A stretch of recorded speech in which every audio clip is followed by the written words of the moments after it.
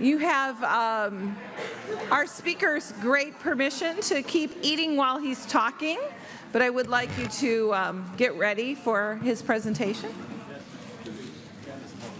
Yeah.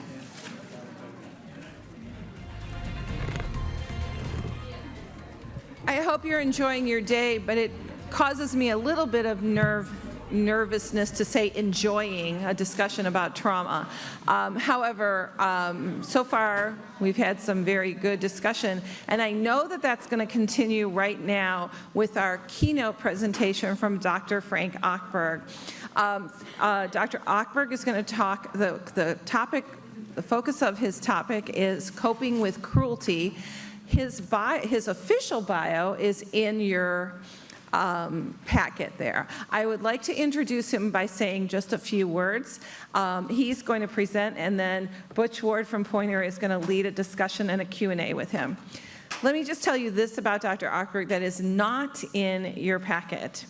I work on this program almost the entire year, and I was thinking about who would be the right keynote speaker last winter sometime. I was having lunch with my colleague, Gary Hansen, who's over there, wave Gary, and he said, you know, when he was a TV news director, he said he had attended a conference and he heard someone named Frank Ochberg speak, and this is a quote, and it changed my life. And I thought, that's my guy. Sorry, I mean, I sort of meant that. So Gary and I finished lunch, and I went home. It was winter in Ohio. And I tried to contact Dr. Ochberg, who happens to spend winter in Florida, but contacted him and said, I'm putting this together. I'm looking for someone who can do a keynote speech about media ethics and journalism. I had already looked up his bio. I know now, and now you all know, he is the nation's leading expert on journalism and trauma. And he was kind enough to respond to me. Of course, he was in Florida, and say, well, tell me about the program and how it's going to work and all those things. So with that, I felt very, very confident and also very excited that we had the right person to talk to us about journalism and trauma. If you haven't found it yet, Dr. Ochberg is a founder of the DART Center for Journalism and Trauma. He has worked, he's a expert in all kinds of trauma, PTSD, and he has worked with families and I would say survivors, including the Columbine families, the Cleveland kidnapped girls, and many, many others. So it is my, once again, great pleasure to introduce Dr. Frank Ochberg.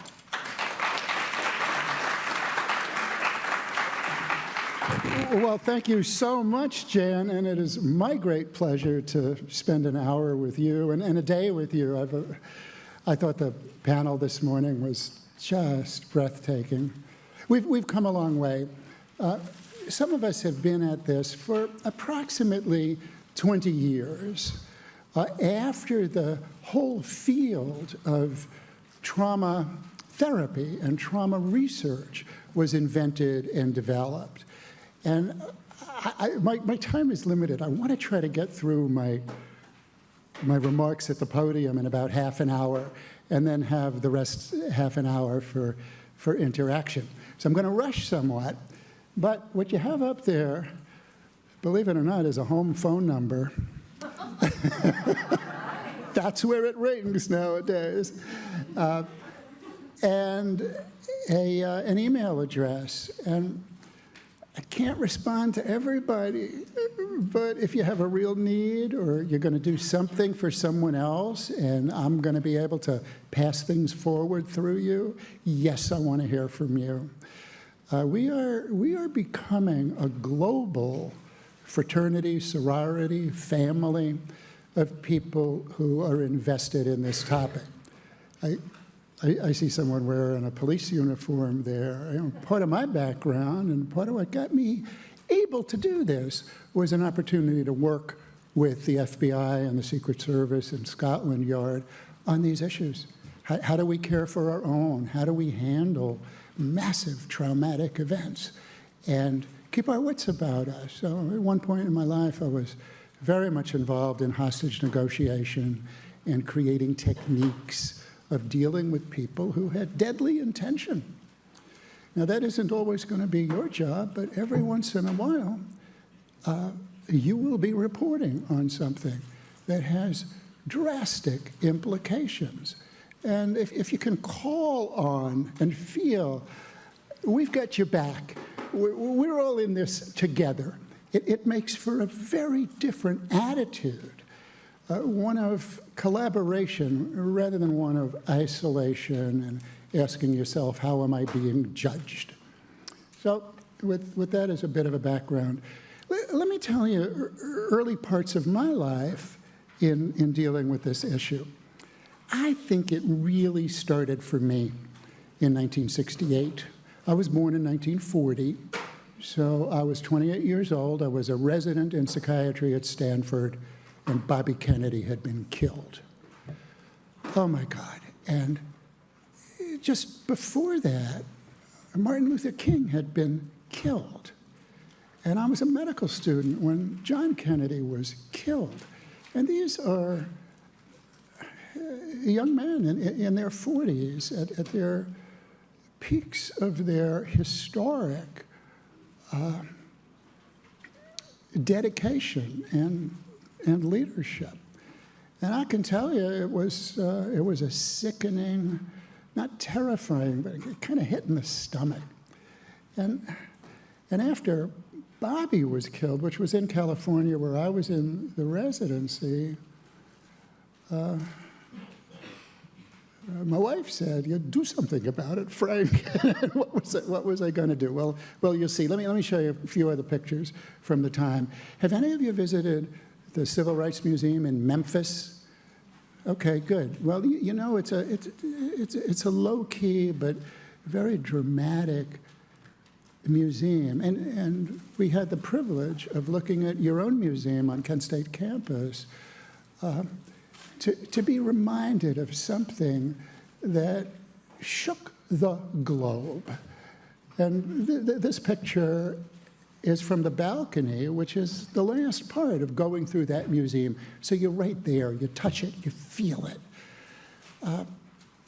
As a psychiatrist, I have to be able to have those feelings and tolerate them and do something useful with them.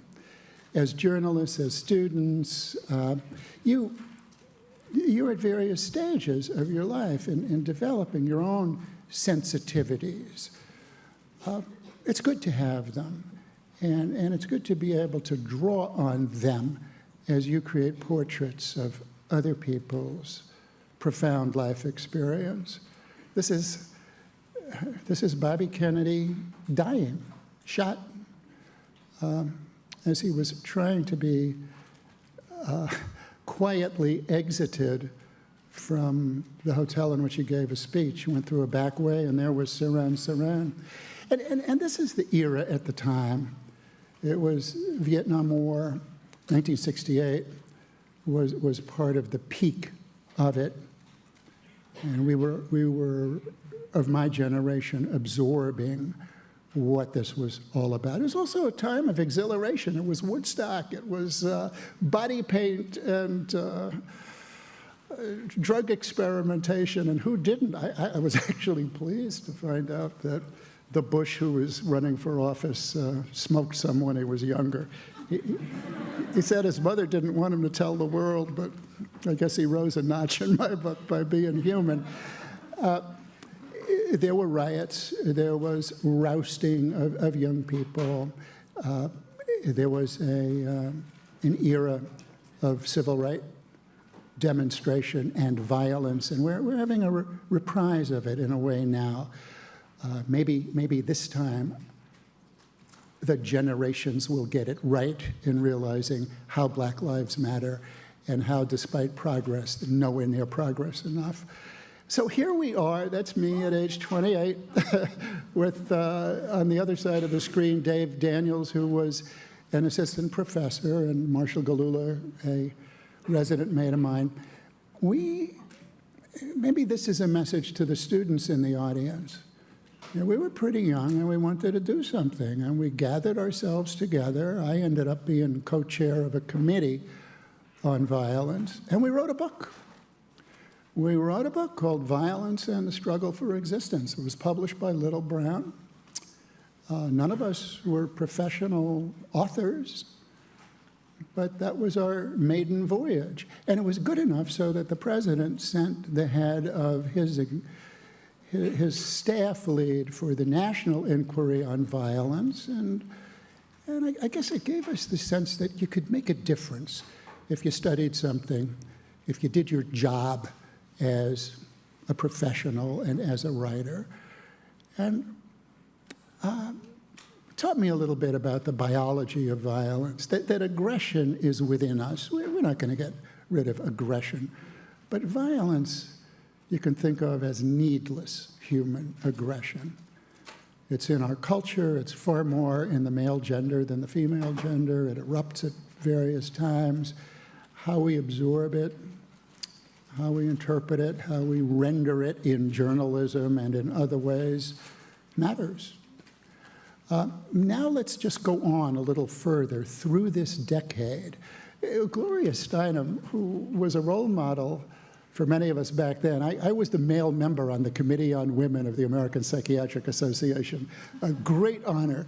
And we brought her to admonish the APA, American Psychiatric, on what it was missing in failing to acknowledge the issues that affected a gender. You know, we didn't have battered women's shelters and rape trauma centers, and I spent some time at the National Institute of Mental Health. We were tempted to create diagnoses that would stigmatize women. Hysterical personality disorder. And our committee kept that out of the DSM. So she was a very important figure. And feminism was part of the creation of PTSD. This diagnosis was a result of recognizing the impact of violence on women and recognizing the impact of violence on, then it was almost 100% men in the military. And the concept grew out of the experience of both genders. This is getting very close to the time when we wrote the diagnosis. That's 1979 going into 1980. It's curious, I think it was my wife who discovered that one of those people who took over the embassy in Iran was Ahmadinejad, and there he is, close to my age at the time. And the 444 days, I ended up having some interactions with people who came out of that hostage ordeal. And when Jimmy Carter passed the presidency to Ronald Reagan, that's when PTSD hit the textbook. It became an official diagnosis. So what is PTSD? Back in the day, no one really understood the concept. And I think we have various ways of portraying it and understanding it. For those of you who are not so familiar with it, or maybe are, and let me give you a quick refresher. Up until the latest reformulation of the diagnosis, it was three things happening at once, lasting for at least a month after a traumatic event. And we struggled with the definition of a traumatic event. My mom died from cancer when I was 16, and I saw her transformed into somebody who was my mother, into someone who looked like a concentration camp survivor. And that's not a traumatic event for me by our definition, because it was through natural causes. I had time to adjust and adapt. It's an unforgettable, life-shaping event, but it isn't what our task force meant by a traumatic stressor. Traumatic stressors have the quality of coming on often suddenly, But you could be prepared. You could be a military person and you know what's going to happen, but then it happens, and someone is shot and bleeds to death in front of you. Sexual assaults and attacks are now, by definition, traumatic events. And we were looking to articulate something that we intuitively knew. It's past the threshold of just being tragic. It does something to you. We didn't want it to be tautological and define it by the symptoms it produces. So you can read, you can Google, you can see what is now the definition of a traumatic event. It's sudden, it's usually life-threatening, it gets inside your body and your head, and it has the capacity to haunt you. It doesn't do that for everyone, but for those that it does, they then have this diagnosis. And we also wanted to be sure that we were creating a new diagnosis for people who were not necessarily vulnerable. They didn't bring some delicate nature or diminished personality to the situation. Anyone could have it. Now, there is research that shows who's a little bit more resilient, who's a little bit more vulnerable. But as a journalist, if you're dealing with PTSD or survivors as an issue, I think it's good for you to think more there, but for the grace of God, go, aye, this could happen to anybody. Now, what are the 3 overlapping conditions of PTSD? First is traumatic memory. And a trauma memory is different from an autobiographical memory of something horrible. I think it exists in a way that is analogous to an epileptic focus in the right temporal lobe. Recent research by a brilliant neuroscientist, Apostolos Georgopoulos, and his team in Minnesota have uncovered a way that the whole brain is electrically different when a person has PTSD. And it looks as though the difference originates in this part of the brain that, when stimulated in neurosurgery, as was done 80 years ago, sometimes delivers whole memories of traumatic experience. This science is not fully nailed down. We're still looking for the biomarker of PTSD, but it isn't in the amygdala or in the cingulate gyrus or in the frontal lobes. The brain as a whole is transformed. It's injured. It's injured physiologically, if not anatomically. And we'll get there sooner or later. But it's important for legal reasons, compensation reasons, and dignity reasons to realize that someone with this persistent episodic trauma memory has been wounded rather than disordered. And a group of us are trying to change the name from post-traumatic stress disorder to post-traumatic stress injury.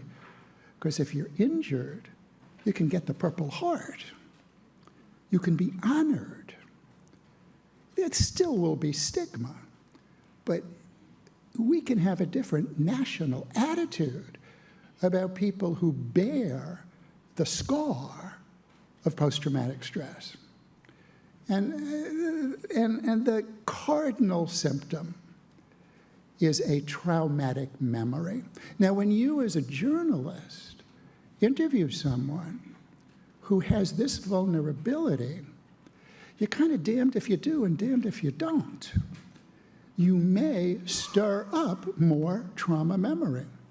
But you may, as was illustrated for us in that wonderful panel this morning, You may be giving your survivor subject an opportunity to tell her story, to be respected for the courage to tell it, and to help other people.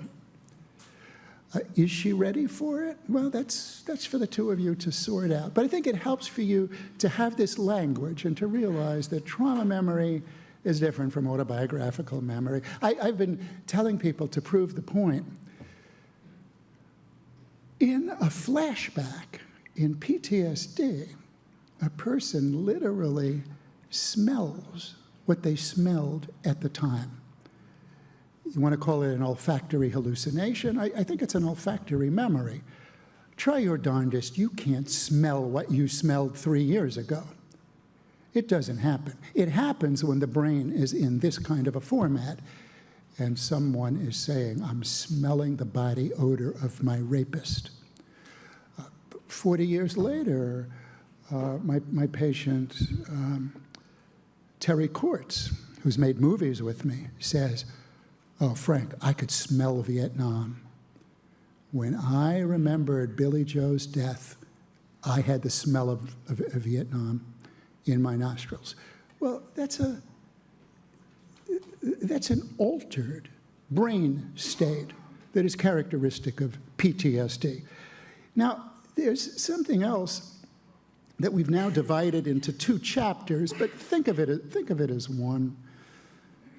Somebody who can't restore their brain function to what it was before they were traumatized almost invariably avoids reminders, and they use the term triggered. Oh, that triggers me. They don't want to be triggered. But what's so sad is they're numb, not depressed. If they're depressed, that's an additional diagnosis. It's called technically anhedonia. They don't have the same volume of pleasure. And I use various ways to help rekindle their ability to feel love and pride. And very recently in my life, because I'm not traditionally religious, but with my religious PTSD patients, I realized they had, prior to their trauma, a sensation, a feeling, not just a belief, but a sensation of God's love. And they didn't have it after they were traumatized.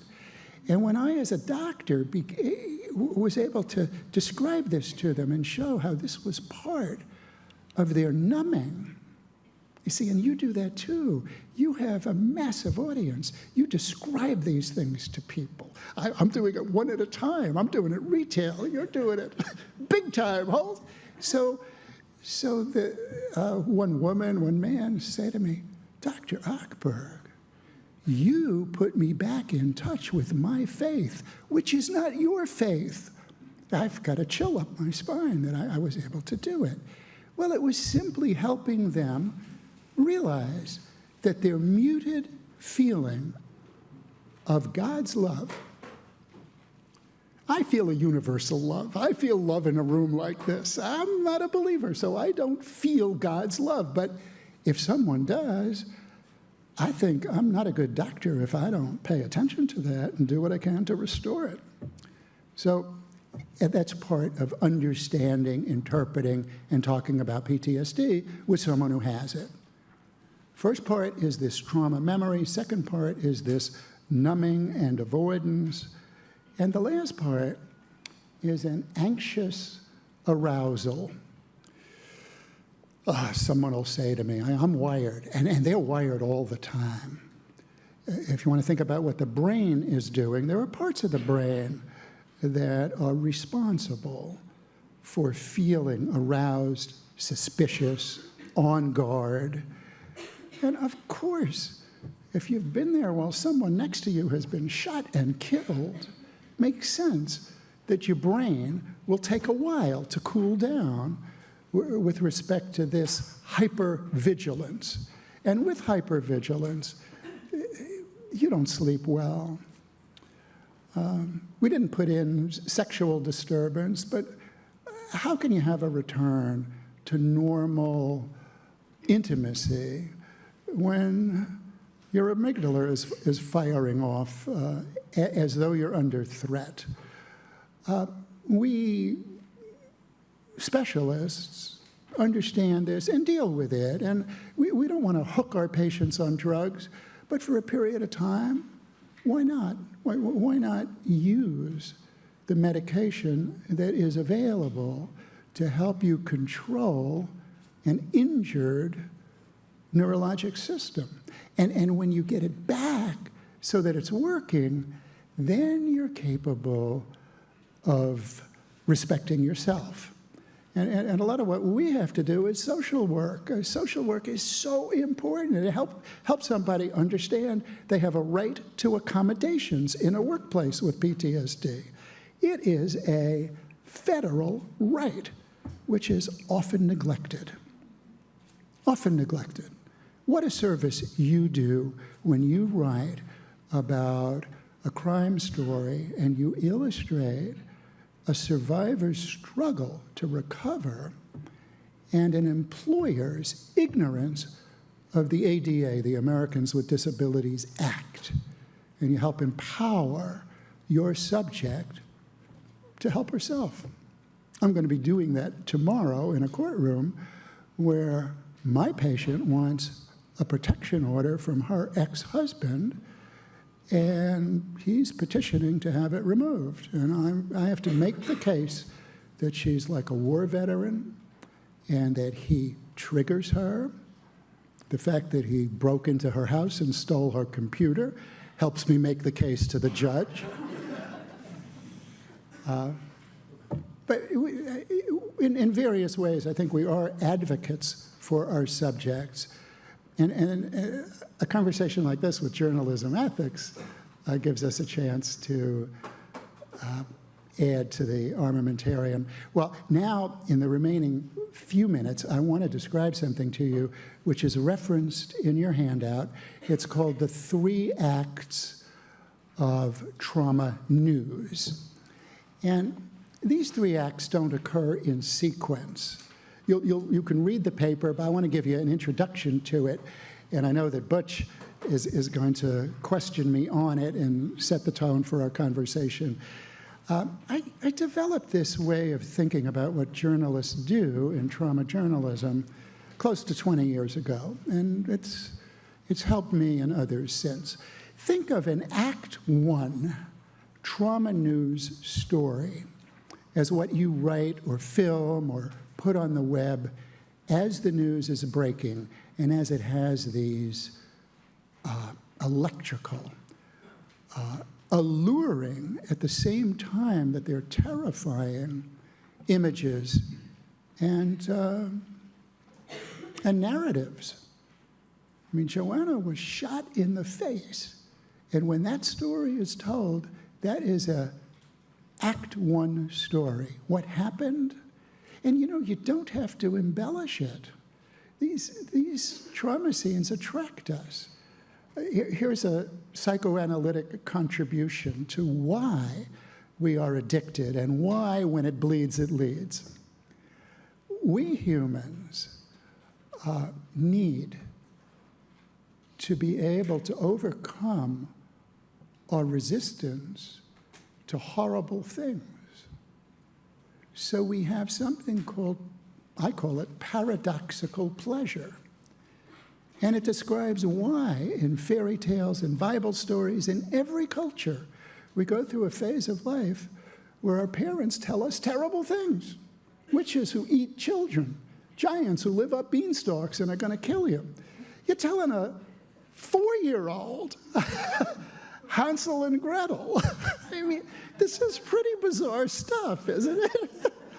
So they're raised in a way that helps build the imagery in their mind. If Professor Dr. Jung was right, we have a collective unconscious, and in it are some snakes that are creepy, crawly, scary things, and without ever seeing a snake, we're disgusted and repelled. It makes sense to me. But not everything that we have to be disgusted and repelled by is in our brain, so we have the sugar coating of paradoxical pleasure. And, we're sitting around campfires telling each other stories that are meant to scare our socks off, and we're laughing. You guys aren't responsible for delivering Act One horrific news stories. There's an appetite for it, and it makes biological sense that we're going to move toward it. I would just say, if all you're doing is Act One, you're not doing a full journalism task. You're not educating. You're pandering to a kind of primitive interest in a horror story. And it's never a horror story if it happened to your daughter or your mother. Act One doesn't work that way. It repels, it doesn't attract. An Act Two story is more like a Greek or a Shakespearean tragedy, or it's more like, now, Joanna's story. It has a character who moves through, often a survivor, but it doesn't need to be a survivor. And you have an opportunity as a narrative journalist to tell something in which people evolve and they demonstrate admirable human qualities. And it's not a trivial happy ending, but the reader or the viewer ends up feeling sadder and wiser. And they say, I needed that. I'm glad that I had an opportunity to live through this. And I was busy for several years thinking, oh, let's put Act Two on page one. You can't always do it. I am the inventor of the DART Award because we need to have consensus on how this is done well and have it rewarded and have these stories told. So we were exposed to an Act Two story. But it isn't always Act One or Act Two. Sooner or later, a veteran journalist has to encounter Act Three. And Act Three, by my definition, is the story that you don't want to write, and you don't want to read, and you don't want to see. It's the rape of Nanking. It's the Holocaust. It's telling something that doesn't have redeeming, uplifting value. And when I described this to a group in Tbilisi, Georgia, who were dealing with a lot of Act Three, and I told them, you're like people in my profession who are cancer doctors and have to tell a patient, it's not good. We can't operate. We'll palliate. You have to deliver professional bad news. You don't say, and here's the good news, when you deliver that message. So occasionally, you will write an Act Three story, or you'll film it, or you'll know that that's what you're doing. I want to give you that language so that when you do it, you feel proud of yourself. Don't do it too often. If you're ending up doing an Act Three after an Act Three, it's not good for your health. So take a picture of kids in kindergarten, or shift your diet. But that's what we're invested in together. Act One, Act Two, Act Three, a world that has its pioneers and its followers, and what a wonderful opportunity to be all brought together at a place like this, at a time like this, and I hope we create bonds that last. Thank you.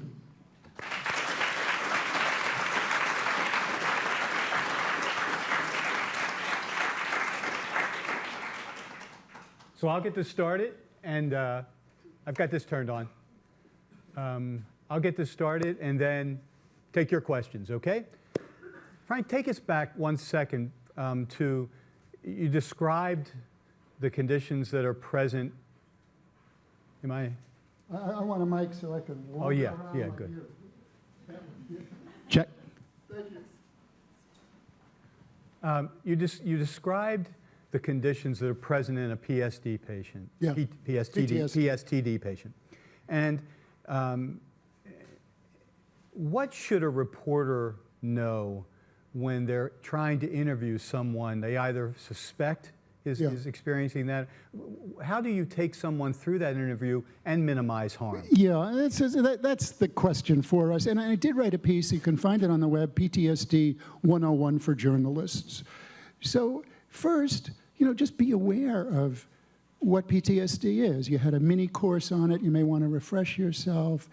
And you may, in the course of interacting with someone, I'm interviewing you, Jan, you've just gone through hell, you may want to ask, have you ever heard of post-traumatic stress disorder? Now, it matters a lot, Butch, whether we're having this interview right after the terrifying event, or we're having it a month or more later.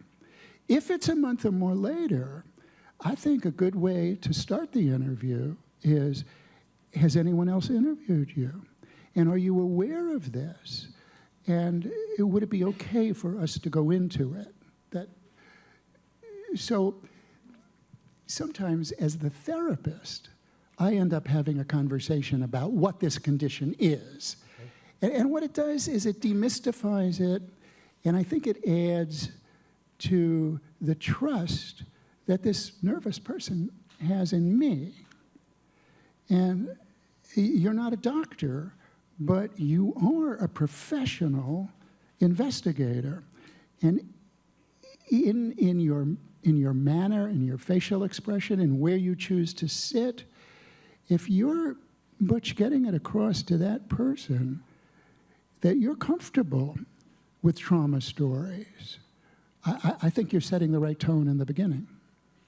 Could you imagine using those three aspects of the illness to create a framework for one of those Act 2 stories? Oh, yes.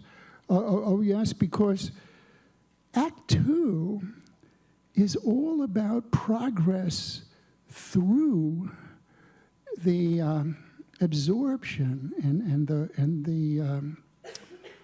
the impact of trauma, but boy, it's more complicated when it's cruelty. And I chose coping with cruelty as a topic because cruelty, to me, means there's a perpetrator, and that perpetrator enjoys hurting another or is indifferent to their suffering. So, if your language, if you understand what the word cruelty means that way, that can be in the conversation also. That was this perpetrated by a cruel person? And look, you're not giving a lecture when you're doing a journalistic interview, nor are you just asking questions and getting answers. You're establishing a conversation. And some people are much better at establishing conversations than others. But it was some tips in the conversation with a person who's been recently or remotely traumatized would be to talk about what we just talked about within PTSD and to talk about some of the characteristics of perpetrators.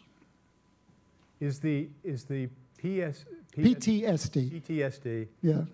I got public school in my mind. Yeah. Is the PTSD patient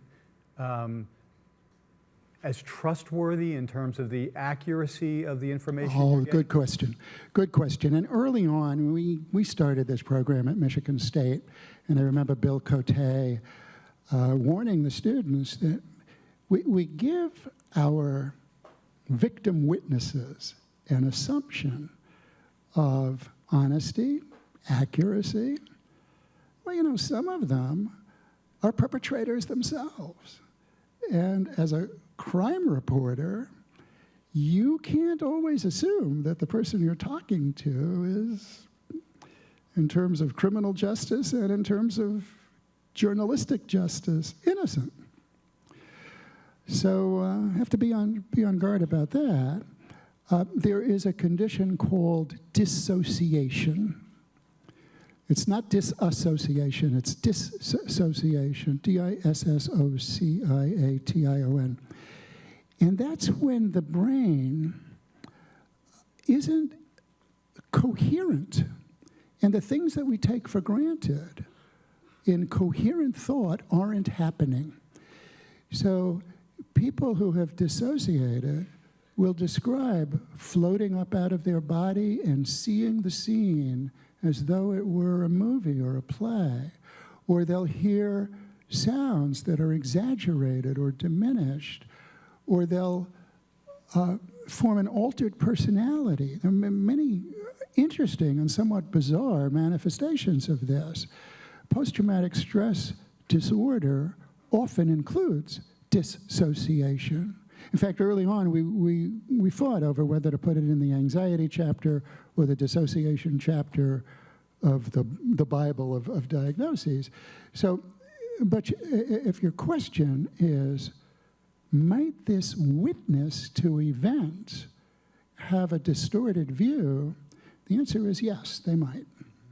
And I've learned to distinguish as an adjunct journalism professor the difference between writing a story where the person who has been traumatized is your story.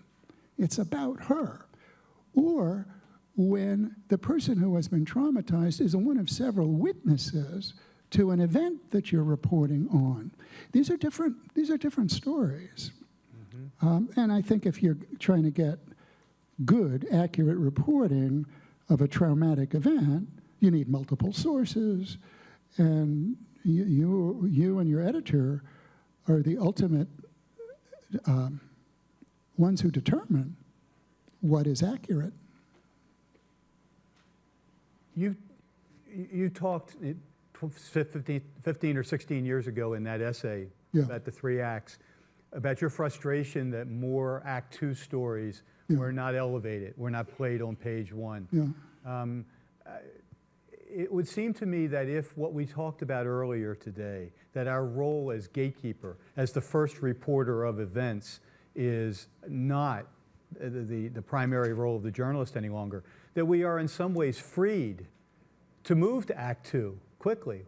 That's brilliant. What do you think? I love it. No, I love it. And I don't know if you, like me, we read news. We don't just make it.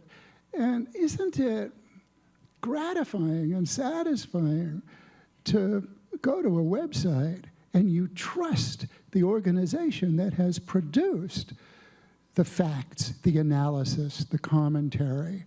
And I think that's who we are now. We are more and more the media. Media means it's been mediated. It isn't just raw footage. We're the eyes and ears for the rest of creation. and we want to do our best to digest it, to get it right, to interpret it well. And I think we are competing against Act 1. I wrote down this phrase. I hadn't heard it before. Clickbait. Clickbait, yeah. You guys know clickbait. When I grew up, we had a phrase called chickbait, but I'm an old man. That's different. No, it's clickbait. Well, I think that's what we're up against. We're up against clickbait, and it's superficial, and it's sometimes hysterical, and it's often wrong. So our job is to get it right and to have a context for getting it right. Let's go over here. Yeah, why don't we, we've got to open it up. Mike? Here. I'll keep. Thank you. Thank you. Your last comment really brings to mind a question, I think. Having heard you some 20 years ago talk about this and really did affect the way that I covered news after that, because I really paid attention to the impact on the people that we were interviewing and tried to make sure that we didn't. And what I took away from that was really trying to make sure that you don't make the situation worse with your questions or with the intrusive nature of reporting. I guess my question to you is, has local news gotten better at this? And kind of laying on top of that is all of the sources of information out there now, all of this, clickbait kinds of things, where there's more information, there's more attention being paid to this. Are we as a profession more sensitive to this, or is the problem still as bad as it was? I really think I'm not an expert in analyzing news. I know in journalism schools there's attention to a science of analyzing, interpreting, evaluating the professionalism and the decency of news. I'm thrilled with the evolution that I've seen among the kind of people who come to a conference like this. So I think we've made a measurable difference in the field of trauma journalism. We're more sensitive, we have a language, we have several institutions that promote this. We didn't have it 20 years ago. I was struggling uphill, and I feel like I've participated in the creation of trauma journalism as a field. We had sports writing, we had environmental journalism. We didn't have anything called trauma journalism. If you Google the words trauma journalism, last time I did it, many of the references were to Dart Center or to some of the work that Poynter was doing. So I think we have an irrepressible, growing sensitivity in what all of this means.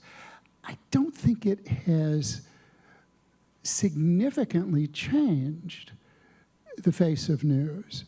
Although some things, like warning before a grisly scene is going to come on, I think that's a standard now, and that wasn't done before. And I think the range of topics for treatment is better. A lot of that I credit the rise of feminism and the shifting and the gender control of the media. But women need to have a greater voice in the ownership of media corporations and at the top level. That's not shared yet among the genders. I leave it to you to judge whether we're better or not, but I think now you have more yardsticks for judging. You remind me of another debate that I get into. I've been on the board of directors of victim organizations and media organizations. And the victim organizations are not too happy with me because I become much more of a freedom of the press advocate. I mean, it comes down to things like cameras in the courtroom and whether the plaintiff or the victim who's telling her story in court should be televised. And I come down, yes, that we have a right to know and a need to know. And in many of those conflicts, I don't want to be too protective of the victim's privacy. On the other hand, I think it's so important to have the kind of sensitivity that was demonstrated here today. Thank you. Other questions? Over here.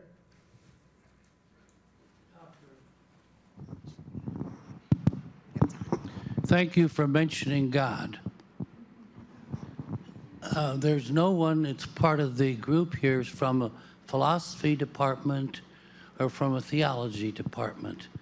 And I feel that's quite an oversight, that you respected the experience of your patients is something a lot of us have dealt in our professional world. I'm a clergyman, so that you are sensitive to that, I ask the others to be as well, because it's very real for us. I think it is so important to understand and respect the diversity of faith, of belief, of culture. I would only ask of those of the cloth to also respect the devotion and the ethics of the non-believer. And if it's a two-way street, we can make this a much better planet. I'd like to say that we of the temple and of the church have been doing part 2 of your story for years. Yes, yes. Our heroes have helped people survive. Thank you. I think there was another question. over here. Yeah, right right here, there. yeah. I think you mentioned this briefly, but I wanted to see if you could elaborate on this. There's been a lot of mentioning of trigger warnings for media, for people who have been victims of, our audience that have been victims of trauma. Some people say it's censorship. Some people say it's just the right thing to do. What do you think? Well, what I understand a trigger warning to mean is the news anchor says, now we're going to be showing you some footage which could be disturbing to some people, and describes in a neutral way what's about to appear. And then that means that if you can, you can resist. Let me tell you, people who are triggered don't necessarily know enough to resist. I was a consultant to the Columbine community after it happened, and there was so much anger at the media for the relentless portraits of pain. And I remember addressing a group of parents and saying, look, you've just got to limit your dose. It's up to you. Turn it off. And if I had an opportunity to describe why it's hard to resist looking, then they could understand some of their own needs a little bit better. But did you have anything further that you wanted me to comment on this trigger warning issue?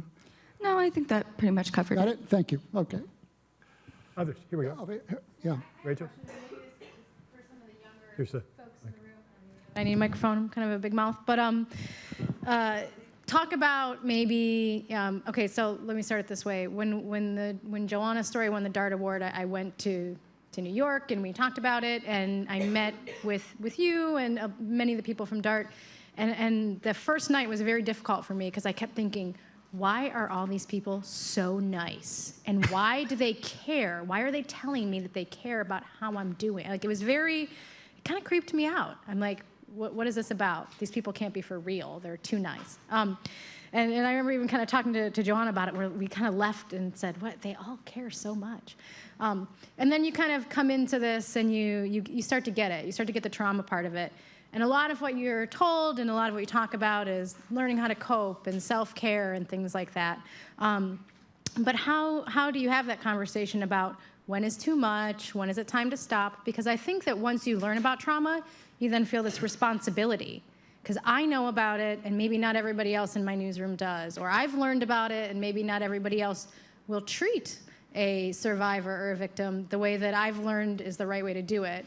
How do you balance that? When is it too much for one person where it becomes counterproductive versus the responsibility that you may then feel? I feel a responsibility. I'll say, maybe I should go cover that because someone else might not get it or do it right or Yes, sensitively. and this was the topic in Breakout Room 2 and with Jan and others.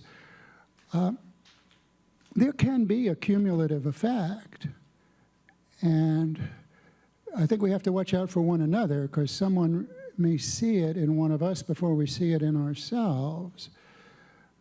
I recently have had a few experiences working with veteran journalists who knew me, and one is calling me from another continent and saying, she's like you, she's very, very good at it.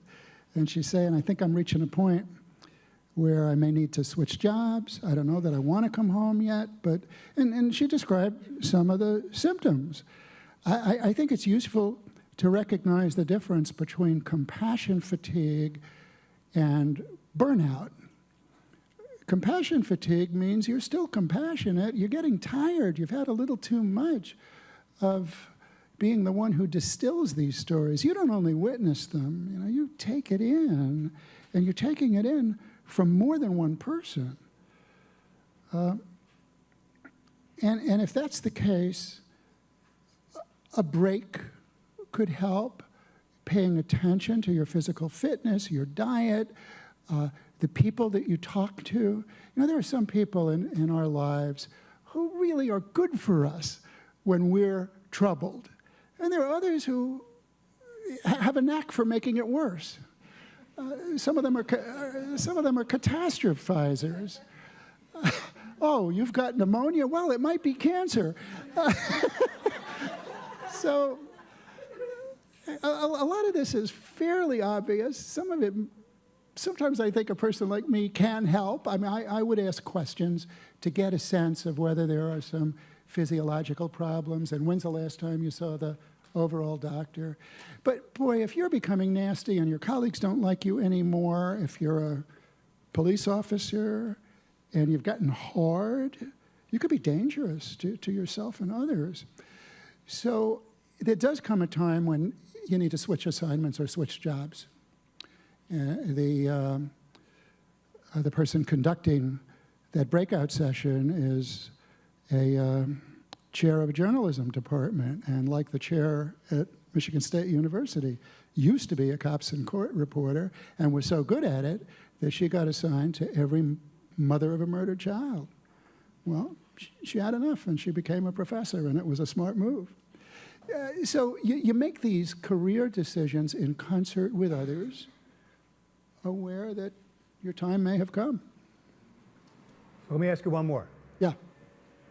Is this still on? Okay. I want to go back to the 3 acts one last time. The third act are the stories of there is no redeeming value, no hope. The first act is often left to us to find any hope. If there's hope, it's in our... The first act sells itself, Butch. It is so shocking, frightening, and the person is saying, oh, how awful, and they're turning the page because they still have an appetite for more. So if we as journalists have some responsibility to tell the whole story, then that middle act is pretty important, isn't it? Yes, absolutely. So what would you say to journalists who are working in environments where having enough time to tell that story correctly? I mean, we have a bad habit in journalism when we get tightly resourced to sort of redefine what a kind of journalism is. Maybe it's not such investigative journalism anymore. Yeah. It's about an investigation. And I wonder if in the case of this, if there's because the subject matter is so sensitive, and we need to do it, what's the responsibility? Well, I think you have a responsibility to learn how to be an advocate for your story. When I work with hostage negotiators, the negotiation with the terrorist wasn't anywhere near as difficult as the negotiation with the incident commander, who was going to send in the SWAT team, who wanted people like me to help lure someone into line of fire so he could be shot between the eyes. Well, you have to be a darn good negotiator with your boss. And if you can see a story and smell it, and you know that it's good, but it has to be bigger than the budget allows, and budget in newspeak is column inches, learn how to advocate for what you see and for what you know the reader deserves. And, you know, as you rise up in the field, you'll get better at it. And then you'll have some terrific reporter advocating with you for more room than you want to give her. But I hope you give it to her. That's my answer. I think we're done. Thank you very much. Okay.